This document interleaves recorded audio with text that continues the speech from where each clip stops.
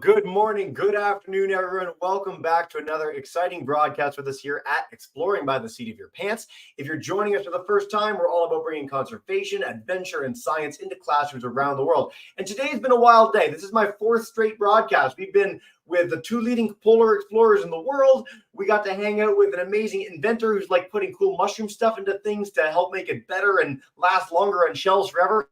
And I just wrapped up with author Julie Burwald talking about her amazing coral reef expedition and literal, fantastic book. So it's been a little bit of everything. If you guys know us, that's not that surprising to you all. A big welcome into Miss Bowles and Miss Carton joining in the nick of time there as well. And a huge welcome to all our YouTube audience from across North America and Africa again, and Ghana. Welcome into Sarah there.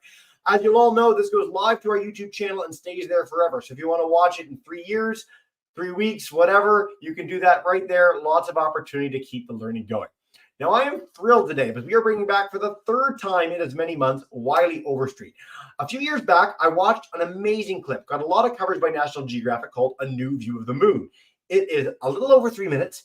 It was mesmerizing. One of the most beautiful takes on something that is so familiar to us that I've ever seen in my life. I cried, grown man, just sitting there crying, watching this 3-minute film.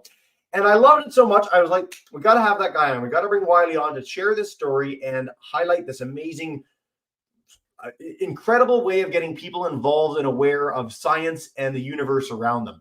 So that has blossomed into this incredible 3-part series. We've sort of gone in reverse order. Wylie's made a couple other films to scale time and to scale the solar system, both of which we featured in broadcast in October and November. You can check those out on that YouTube channel, as well as 2 permanent cahoots. But today we're going to get to talk about A New View of the Moon, the thing that started it all. Now, before I go live and bring in Wylie, I want to note we're going to play a cool film together. I'm going to share a Vimeo link for you all, so if you want to watch it that way, you can, but we'll do it on screen share as well. And we are going to have a Kahoot today, one of our permanent Kahoots, longer than usual. We're going to play live. So if you want to get that game pin going, whether you're live or on YouTube, lots of opportunity to have a little interactivity and fun. I'm almost done talking, I swear. Without further ado, Wylie, thank you so much for joining us today, man, and nice to have you back. It's so great to be here. Thanks, Jesse. This is awesome. This is awesome. So A New View of the Moon is sort of in the middle of your realm of films. You did this, and walk us through the process of creating something like this. Like, what led to this? I know you talk about it a bit in the film, but for those who are new to you, share more. Yeah. So I'm a filmmaker in Los Angeles. I make short documentary films about the universe. And this film, the idea for this film kind of came out of nowhere. I was in my apartment late one night and was just bored. And I have a telescope, and I decided, the moon's out. It's a nice night. It's warm. I'll just take this telescope down to the street and take a look at the moon. And within about, I would say, 30 seconds, people started walking over, very curious about what this contraption was and what it was pointed at.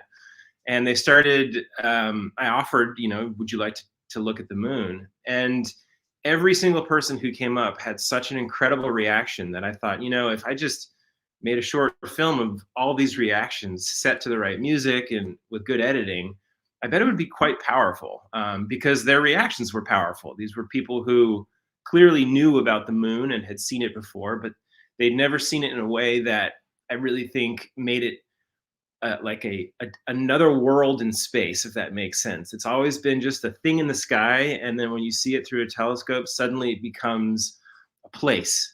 And so we started shooting all over Los Angeles, myself and my friend Alex, who helped me. And about a year later, we had this film. How many people have seen this film? Oh man, it's hard to say. On our channel, I would say over 1.5 million, but it was picked up by CNN and the Today Show, and I was on the Today Show for a few minutes. That was cool. So I would say a couple million, and we still get comments every day, people discovering it and being like, wow, this either reminds me of the time that I looked through a telescope, or I really want to do that. And so it continues to have a life, which thrills me. It really, and as it should. And I'm going to actually do something that I haven't done ever in one of our programs. Our classes that are live, I'm going to bring you in. I want you to put up your hands if you've ever actually seen the moon through a telescope, like an actual one, not a picture. Miss Carton, our Raymond group. Hi, guys. Who's seen the moon through a telescope? In a telescope. Hey, raise your hand if you've seen the moon. Yeah. Okay, Amazing Great 5 Seconds. If you've never seen the moon through a telescope, raise your hand. Never seen it. Never, have no idea. Okay, so a nice mix. So I will say, and for our YouTube classes as well, when I was your age, I saw the moon through a telescope for the first time when I was at, say, 15, honestly. And I've gone on to see Saturn's rings through a telescope, and it's such a different experience. But as you said, Wylie, like it goes from being this abstraction, like, oh yeah, there's the moon, to a place. This is a world. I mean, it's not a planet like the Earth is, but it's a place that like has space and volume that people could be on, that people have been on, which is, I know it sounds so ridiculous, but it's so profound when you have that realization about the moon, about Mars, about Jupiter, about all these places that are places. It's true. In our solar system and universe around us. I honestly, if you ever get the chance, and so personal story too, Wylie knows this, I moved to Newfoundland last year. And the first thing I did when I was moving was buy a telescope to donate it to the library here so that people could have that experience. And it's been taken out like it's never in. It's out every 3 weeks, all the time. And I mean, it's a tiny telescope. It's pretty much good for seeing the moon. But when you have that first experience, it changes you. I encourage all our classes, if you get the chance, public libraries all across Ontario, certainly where I used to live, have telescopes for rent. Wherever you're joining from today, Ontario, Alberta, Alaska, Ghana, get a telescope. Go do that when you're done. But Wylie, why don't we show the film? And then we'll talk a little about that, and we'll play a little Kahoot together with all our classes. You guys are all queued up awesomely, which is great. But I put the Vimeo link. If anyone wants to do this on really, really high def, you can start when I start. This should work perfectly good. And I'm going to go live in a second, and we're going to watch a new view of the moon together. Let's do this, everyone. 3 and a bit minutes.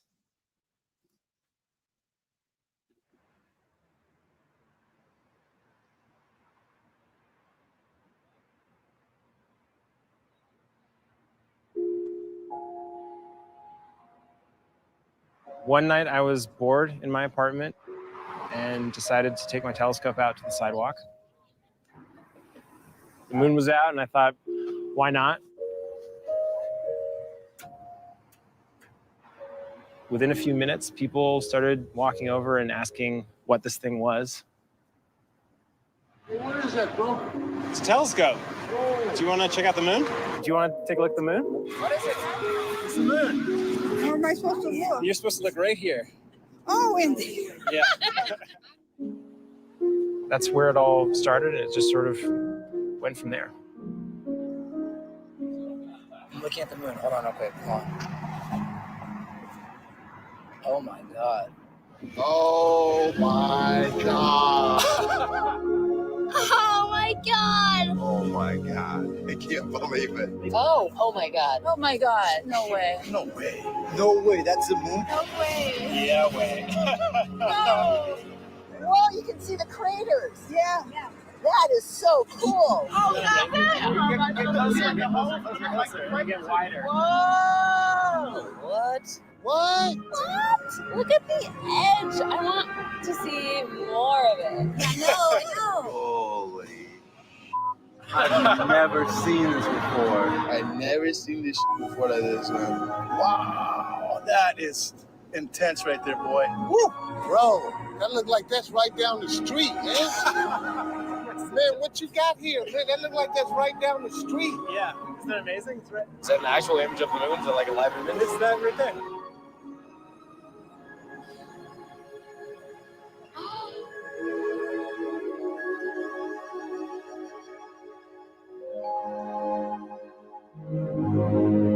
To be able to see it up close and feel like you could almost reach out and touch it. And that's what makes it real to us. That is incredible. I kind of felt like I just landed on the moon. It makes you realize that we are all on a small little planet and we all have the same reaction to the universe we live in. Wow. Whoa. Wow. Oh, wow. Wow. Yeah, wow. I think there's something special about that, something unifying. It's a great reminder that we should look up more often.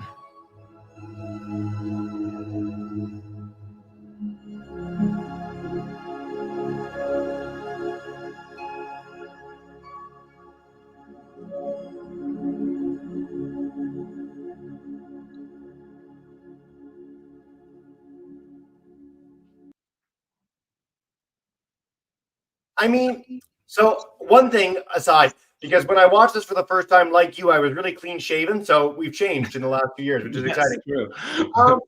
So, philosophically speaking, I think that some of the most noble jobs in the world are jobs where you get to heal people, doctors, nurses, whatever, where you get to educate people, teachers, and whatnot.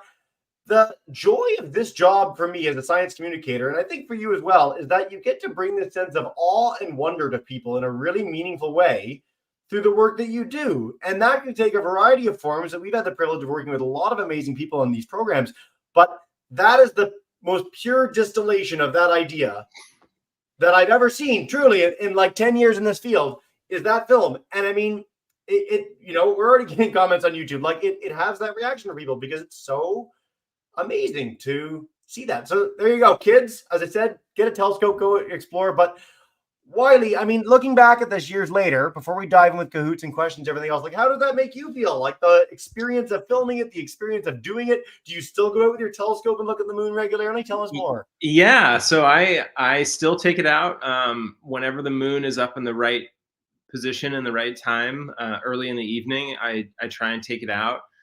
It never gets old. The reactions we had, I kid you not, like hundreds of reactions, and we chose only the ones that you saw because they were funny or the audio was good. But we had so many that didn't make the cut.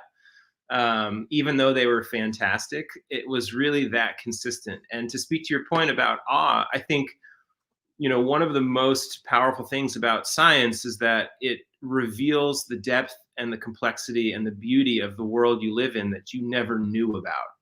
And we can go through life sort of taking just the top level of reality here and assuming that's what everything is. But science allows you to peel back the layers and see further and see deeper. And when you do that, it's like the floor of the world drops out from under you, and suddenly you realize there's so much more than what you knew. And it's so much more beautiful and so much more awesome. And to be able to watch people walk up and get that in a moment through the eyeball is so gratifying. It is motivation unto itself to go do this. So yeah, I still do it. It's still so rewarding. And the reactions are still that consistent. I mean, it speaks to how little of our fellow humans, how few of them have actually experienced this before. So yeah, it still happens many years later. Amazing. I'm a biologist by background, so I live for wildlife. Any sort of creature is just my favorite thing in the world. And yet I would say that astronomy has the greatest potential for these like one-off wow moments. I mean, whether it's seeing the aurora and learning about how that comes to pass, seeing a comet for the first time or a meteorite burning up in our atmosphere like a big shooting star is a profound experience.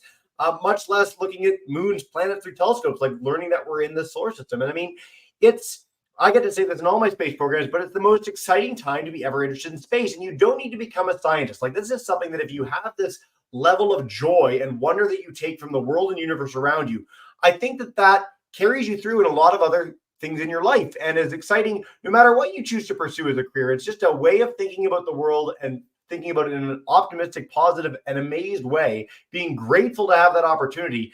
That I think is my biggest takeaway from being in the field that I am. And I hope our students get that opportunity as well. So, so much fun. Sarah, by the way, in Ghana, thank you so much for joining for our third straight one. And as usual, the commentary coming in on YouTube from you is amazing. So bless you, Sarah, for your enthusiasm.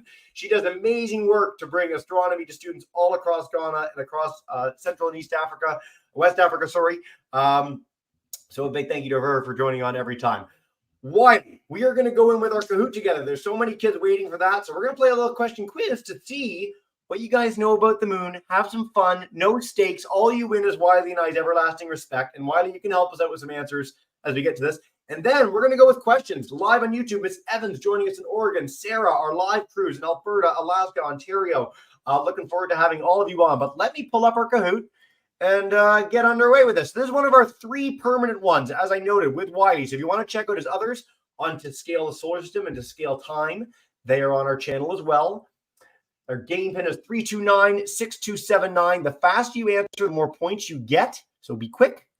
And I'm going to try and skip our first thing here, but the first part of this Kahoot is the video that you just watched. So we don't need to do that together again, as cool as it is. But we will get on to our questions momentarily. I've never done one like this. This is kind of exciting. All right, we're going to skip ahead. We did it. Perfect. All right, question 1. How big is the moon compared to the Earth? Is it Great question. Same size as the Earth? Is it half the size? Is it a quarter the size? Or is it a sixth the size? What do we think? Get those answers in. I mean, it's funny because we don't really have a perspective of the Earth. Like, we're on the Earth. So you can't be like, okay, there's the you need an Earth out there next to the moon. So most of you got it right. A quarter of the size. Very good, everybody. Which incidentally means that it's, and correct me if I'm wrong, it is a quarter of the gravity. Like when you're on the moon, you are a quarter as much weight, same mass, but you can hop around. I think it's actually, okay, we are really stretching the bounds of my knowledge of physics. Because it's a quarter of the size in diameter, it's actually it's like more like 1/6 the volume. Yeah. So it is actually 1/6 gravity. Yeah. Even though it's 1/4 size, I think. I think so too. Sorry, this is so funny because my mind, when this question was coming up, it's been a while since I made the Kahoot. I was like 1/6, and I'm like, no, that's the gravity. I'm like, that makes no sense. See, I've stunned myself with my own Kahoot. But way to go for you guys getting this right. Let's see where that puts our leaderboard. Quick Yeti takes our lead. Very mythical animal, beating Happy Snail barely. Okay, question 2. All right. The moon is 380,000 kilometers from the Earth. How long would it take to reach it at highway speeds? And this is like normal highway, like you're not crazy. You're not going like 200 miles an hour. 60 miles, 100 kilometers an hour. How long does it take you? Is it 1.5 days, 15 days, 150 days, or 1,500 days at highway speeds? This is going to be like a testament to the speed of rockets in a minute. 46 answers. So many of you. So it's 150 days, about 5 months to get to the moon at highway speeds. And Wylie, how long does it take with a rocket when we go normally? It was about a 3-day trip. You know what? I was going to spoil something, but it might be one of our future questions. And it's been such a hectic day. I didn't get a chance to check them in advance. So I won't spoil anything, but I'll tell you after. So a lot of you thought 1,500. Good guess. I often do the biggest one. So that's on me. But 5 months. Epic Sphinx takes our lead. We rejiggered our board. Sarah let us know it is 1/6 the gravity. Thank you, Sarah. We love you. How many people have set foot on the moon? No one. 12 people, 145 people, or 1,300 people? Surely there's been a lot of people on the moon, Wylie. I mean, like we went there first, like almost over 50 years ago. Yeah, 9 times. So yeah, all the time we've been going to the moon. How many? What do we think? Oh, most people got this right. It is 12 people have been on the moon. 6 successful missions to land on the moon. We had a couple missions go around. We had one that wanted to go but then failed. Apollo 13 famously couldn't make it, but everybody survived. 12 people, all Americans, all white men. It's you know what? There's something I want to lead onto this, but it might be in the Kahoot. I'm so bad. I'm terrible today. Good job, everybody. That's an amazing ratio. Epic Sphinx keeps our lead. A big lead over Quick Yeti. Ooh. True or false? The moon formed from bits of the Earth that were blasted off during a collision with a planet-sized object. That sounds ridiculous. There's no way, right? This picture couldn't have happened, right? What do we think? Yes or no? This is one of my favorite. I mean, I'm sort of giving away the goat here, but goes whatever, giving away the something. I'm mixing metaphors, Wylie. This is one of my favorite facts in science. This is like there's some cool things about this question. So the answer, as best we know, is true. Yeah. Which is crazy. So you have to think about the origin of the solar system, which is over 4.5 billion years ago, which is an inconceivable distance of time in the past. You actually can't really properly wrap your head around it. Human beings have been on this earth for like 250, 300,000 years. So it's quite literally astronomically further in the past than that. And we are pretty sure from going to the moon, from samples of the moon that have blasted off and landed on the earth, that the moon formed from a part of the earth. And the only way that happened was something would have hit the earth really early on in its history, blown off a chunk of it, that then reformed and formed our moon like a little buddy in the sky. There's actually some really, really cool, for all the teachers out there, there's some really cool new computer simulations, supercomputer simulations of this event that you can find on Google if you just look up Earth Moon formation, and it shows how this happened, and it's really, really cool to watch because it's all physics based. So you get to see the whole thing. It's very cool. I am pulling up as we speak a NASA Ames Research Center YouTube video on exactly this. So when you're done this broadcast, I'm going to put this in the chat for everybody. Blow your minds and look at this clip. It will change your life forever. Am I fond of hyperbole? Yes. Let's go to question 6. 3 more total. The moon always has the same side facing the Earth. True or false? What do we think? Very quick answers for this one. Very quick. I think they might be on to us in this one, Wylie. They sound smart. They sound awfully smart. They're a smart crew today. Very smart. But it's a tricky one. And by the way, if you get this wrong, no harm, no foul. This is a really odd question to think about because the Earth spins. Most of you thought false. It is true that moon always has the same side facing the Earth. So this is called, oh my gosh, I am having the weirdest day. Too many hours at the computer. Tidal locking. Tidal locking and synchronous rotation or synchronous something that I'm thinking of. But sure. Maybe. So I think it's a total of 59% of the moon that faces the Earth at all times, but we call it the dark side of the moon for a reason. We never see the back side of the moon. As the moon goes around the Earth, it's spinning, but it's spinning in such a way that it's always keeping the same side facing us. There's great videos of this on YouTube as well, and I'll find one for you so you can keep the learning going. But if you look at the moon every night, you'll notice it does not change. We've got the same craters in the same places. We don't see that other side, which looks radically different. I've got a moon globe back here. I'll bring that over in a minute. It is a really, really different experience to see the other side of the moon, which we have seen with astronauts, and we have seen from a lot of robotic probes in history. All right, 2 more, and then we're going to go questions with you, which you can ask moon questions, you can ask film questions, you can ask anything you want to know from Wylie. Question 7. The moon is slowly getting further away from us. True or false? Another weird one. The moon's freaky, man, when you start thinking about it. Yeah, its history is very dramatic because there's a well, we'll let them answer and then we'll let them answer. Okay, I think we've gotten them on the board where they're like, surely the impossible must be true. The moon is getting further away from us. So as the Earth's gotten older and older, the moon is getting further and further away. Not like radically all the time, but enough that days used to be, we had fewer days in the year. Like the moon plays on the Earth in a really unique way. So it changes our tides. It changes, I mean, obviously the size of the moon in the sky, but is it days or what used to be longer? Do you know this offhand? I mean, mostly as far as I know, it was the gravitational effects. It used to be much, much closer. So you would have tides of hundreds of feet. Yep. So you can imagine the drama of the change of tides. And the moon was huge in the sky because it was so much closer. But I think it's receding at about 1.5 inches a year. Which is pretty tiny, but over billions of years it gets bigger and bigger.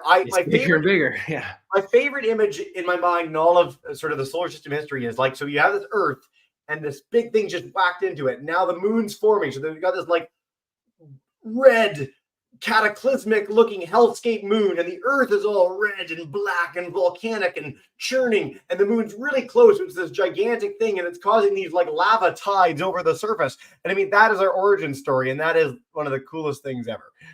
Yeah. All right, our final question before we go in with questions for Wylie. Our moon perfectly eclipses the sun because it is 1/400th the size of the sun, but 400 times closer.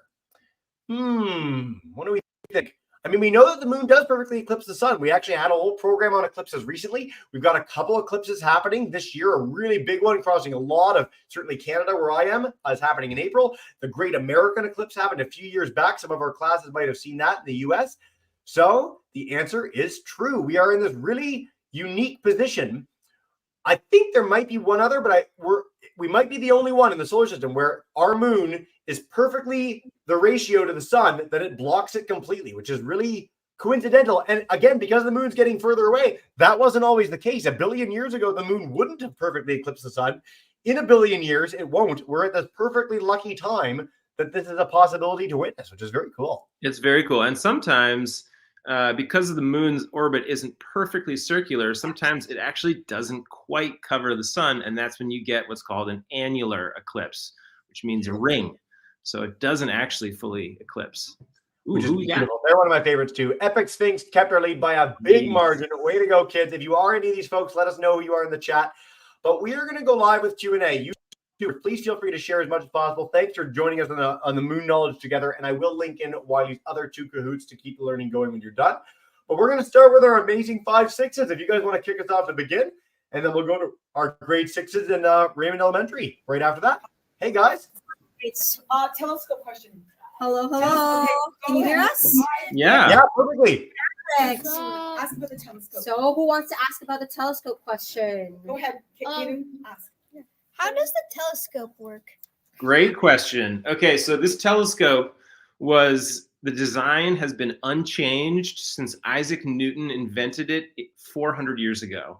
So what happens is at the bottom of that big tube is a mirror that's shaped like a dish. It's parabola. It's a slight parabola. So the light comes in, it hits that mirror, and then it gets bounced to a single point, and then that gets pushed out with another mirror into a lens.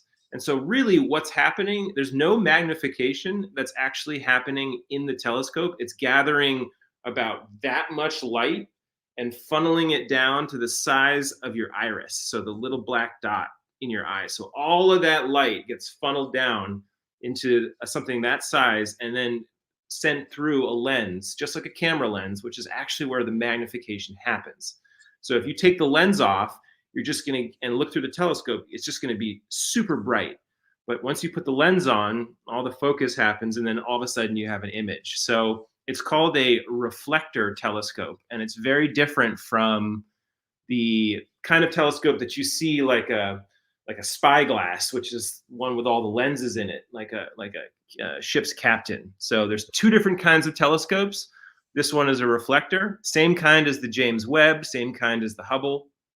And then there's, of course, refracting telescopes, which is kind of that old spyglass style. But you can't make those very big because lenses are very heavy once you get huge. So it's a way to gather more light and send it into your eye, which ultimately makes for a better image. That's a beautiful answer. You answered that like someone who's answered that question before. That was the best. Exactly. Every telescope program we've ever had for things like James Webb, people have asked something like that. That was the slickest answer. So thank you for that. And I think we can all agree that everybody looks amazing with a spyglass. Like if you have one, you look cool. It's the greatest thing we've ever invented. Let's head to our grade 6s. Come on in at Raymond Elementary. Unmute your mic. Hi, guys, and take us away. You're good. There we are. But unmute. Perfect. Wants to work. Just thinking about it. All right, Avery, come on up. Can I laugh? Hey, guys. Say hi. Hi. Where do you get your telescope, and how much does it cost? Yes. Oh, this is a great question too. So the telescope I actually bought online, and it wasn't that expensive because it uses mirrors. Again, mirrors are much easier to manufacture. So the telescope itself was, I think, about $1,100, about $1,100. However, you need a telescope and an eyepiece. You need that lens thing, and the lens eyepiece was more expensive than the telescope because that's where all the fine optics are.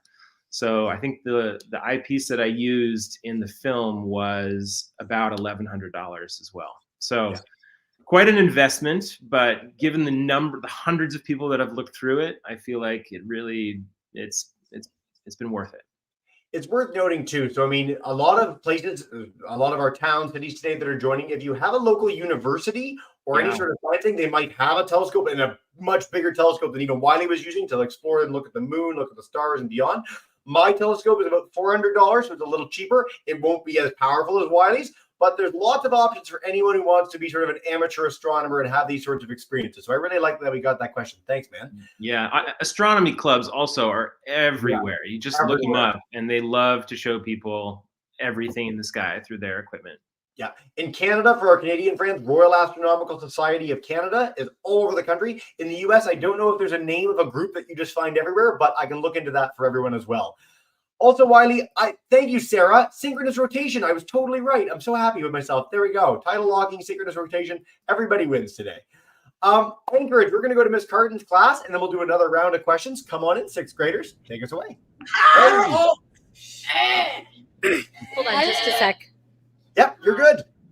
How did you get into filmmaking? Ooh. Oh, great question. So I always wanted to be a filmmaker.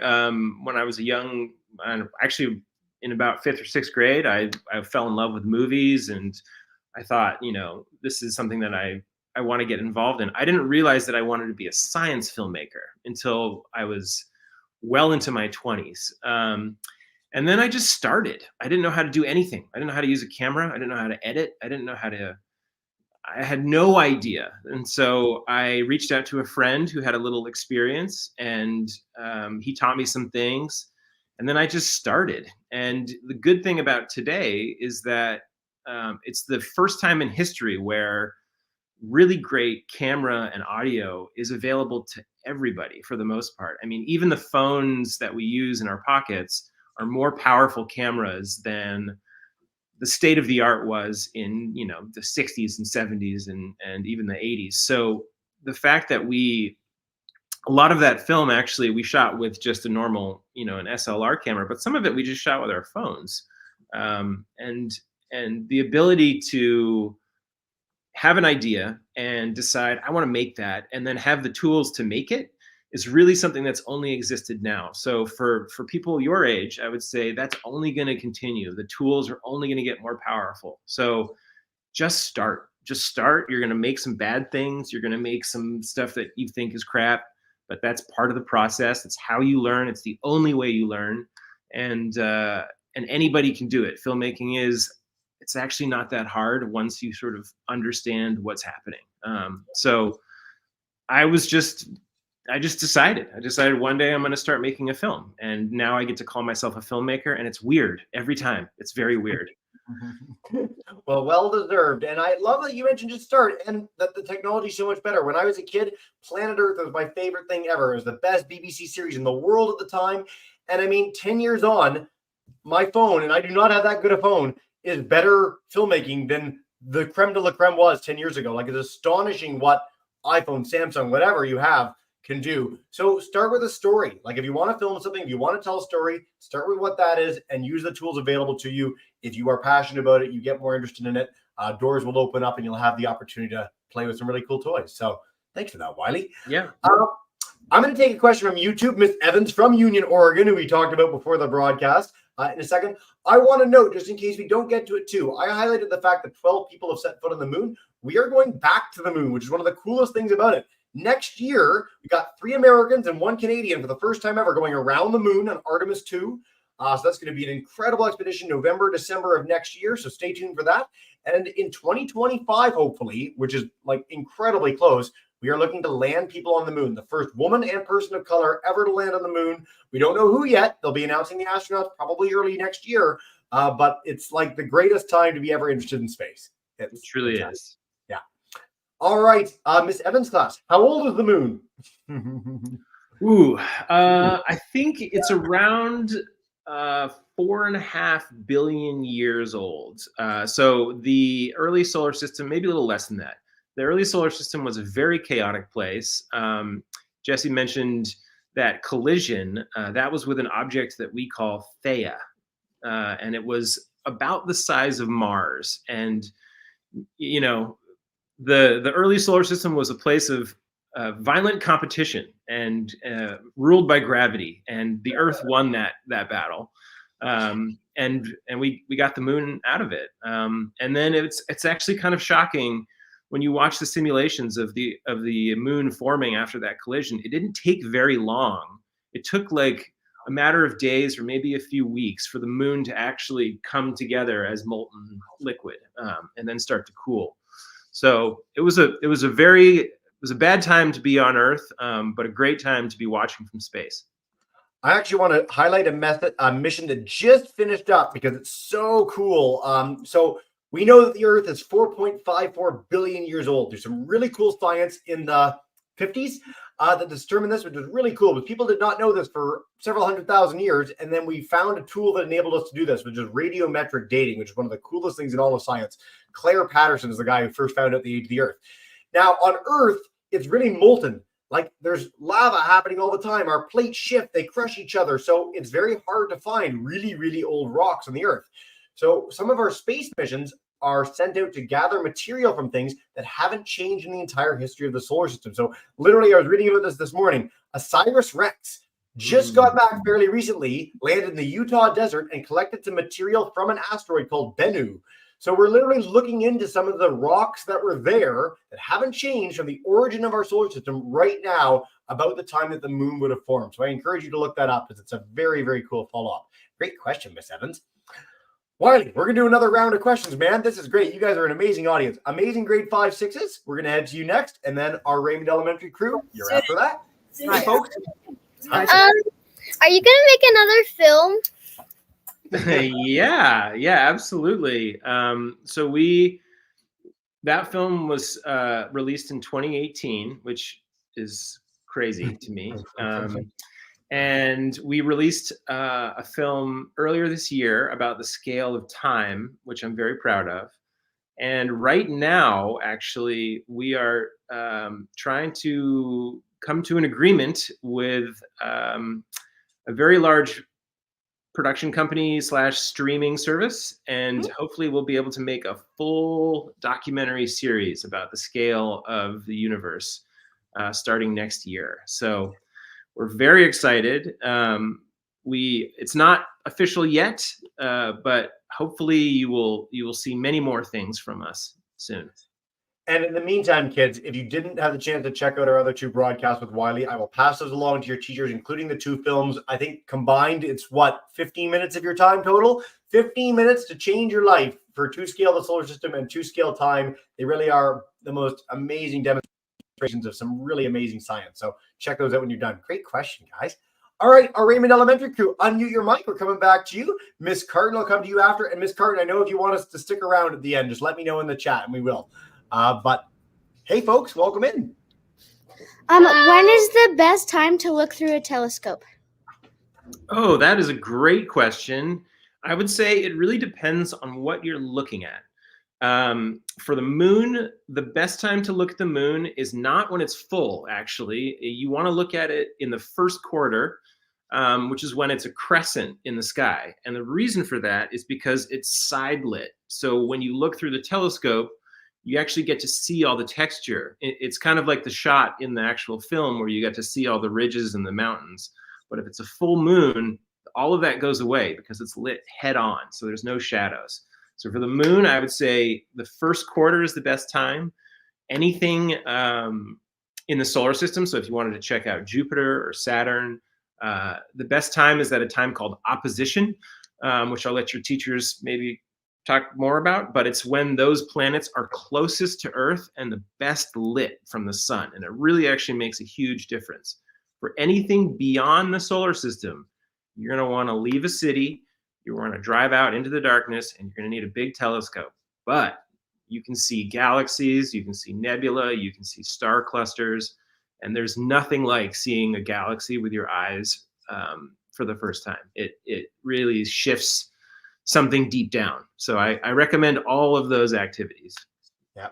Seeing Andromeda is still one of my favorite things ever. I still think my favorite thing ever was seeing Saturn's rings, because you can see a million pictures of Saturn's rings, but when you see the dot with the line through it in a telescope and you're like, that's a planet, and I know what that looks like, and it's right there, it's the most mind-blowing experience. I've never looked at the moon when it's side-lit. That's really interesting. I'm going to go do that as soon as I can. Yeah, yeah. And if you don't have a telescope but want a really cool experience, I always plug this in space programs. Spotthestation.nasa.gov. Oh, yeah. Type this in tonight. You can type in any city in the world or wherever you are, and it'll tell you when to look, where to look, and how long it'll be in the sky. And you can see the International Space Station. So you can see the actual astronauts in space any night that you want to with that website there. So some really cool ways to keep learning going. Miss Carton's class, we are going to wrap up with you with one final question. Anchorage, if you guys want to come on in, unmute your mic. you are good to go. Welcome in, 6th graders. Hi. Hi. Take your time. Let's see. Any questions? So we have a two-part question. The first one is, how did the moon get its name? how did the moon get its name? And then us being Alaskans, we want to know if you've ever got to see the Northern Lights or through a telescope, or have thought about doing anything with filmmaking that. cool. Oh man, great questions. The answer to your first question, I have no idea. I do not know. I don't know. Maybe once upon a time I learned. I don't know. I don't know. I think there's probably a great story about how the moon got its name. Obviously, different cultures have different names for things, and so there's probably multiple stories about how the moon got its name.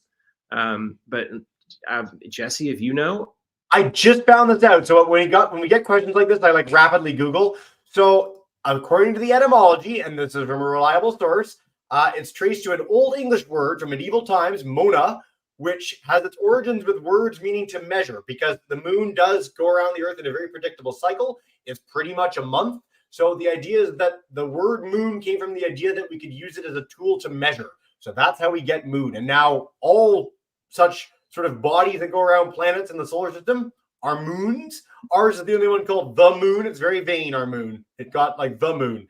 But there you go. It's based on the fact that you can really easily use it as a calendar. There you go. There you go. Cool. And the second part of that question was, you have to remind me, what was the second Northern part? Lights. Have you seen the Northern Lights? Anything? Yes. I have never seen the Northern Lights. It is high on my list. I think it's, one of those extraordinary displays of nature that's right up there with a solar eclipse. So it is something that I would absolutely love to do, and I'm sure there's a good film in there somewhere. I just have to think about it. I think so. I've been lucky enough to see the Northern Lights a couple times. For our friends, Alaskan classes, you might well have seen them many times, which is amazing. If you're not in the northern realms of our planet, Iceland's a very common spot. And right in Canada, we have Yellowknife, which is one of the Northern Lights tourism hubs of the world. They get thousands and thousands of Japanese and Korean tourists who are really interested in the Northern Lights, particularly among countries in the world. So I encourage you to head to Yellowknife, which is an amazing little city in Canada's north. Wylie, this has been so much fun, man. Again, I'm going to share your website. We've got all sorts of information that people can check out about your films, anything that might be upcoming. You have some spectacular stuff on social media and more, and we'll link those cahoots to absolutely everyone when we're done. But before we bring in our kids to say a big thank you and farewell, is there any last message about filmmaking, the moon, anything you want to leave us with today before we wrap up? Yeah, I would just say, I would encourage, for those who haven't seen the moon through a telescope, the film is not enough. Trust me, go do this yourself. Go find an astronomy club or find a local university. It's one Google away. And again, they during the first quarter of the moon is up at a relatively early time, so you don't have to be up late. But you should definitely check it out for yourself. The experience of using your eyeball is better than watching the film. I guarantee it. And then with regards to filmmaking, if anybody's interested in it, reach out. If you have questions, my website's here. I answer emails. There's a contact. If you ever have, thoughts, questions, or anything about filmmaking as an art form, please let me know. There you go. I'm pulling up your website now. It disappeared on me for some strange reason. This is the joy of being involved with computers, which aren't as fun as the eyeball. But WylieOverstreet.com, that's how I reached out to him, and we've gotten 3 amazing broadcasts out of it. So it works. He will respond. Classes, thank you so much for your enthusiasm, your great questions. Sarah, for correcting all my mistakes, as usual, as an amazing astronomy educator. Kudos to everything you're doing in Ghana. It's amazing. And classes, we're going to bring you in to join me in saying a big thank you and farewell to Wylie. Stay tuned for a big email, but amazing 5 6s.